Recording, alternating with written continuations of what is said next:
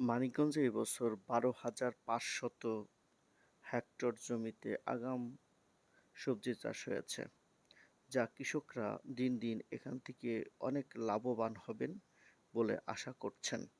এবং এই আগাম চাষের জন্য মানিকগঞ্জের সদর, সিংড়া এবং সাটুরিয়া উপজেলায় খুবই বিখ্যাত এবং চমৎকার সবজি এখন বপন, রোপণ এবং জমি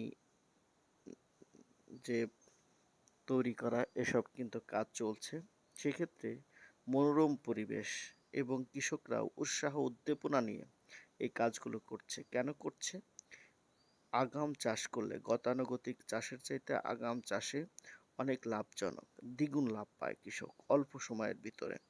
তাই গতানুগতিক চাষ পদ্ধতি পরিহার করে যদি এই শীতকালীন আগাম সবজির চাষাবাদ করা যায়, তাহলে কৃষক উপকৃত হয় এবং আগাম কিন্তু আমরা যারা ভোক্তা রয়েছি তারা কিন্তু এই সবজিগুলো পাই। আমার কথাগুলো বলার উদ্দেশ্য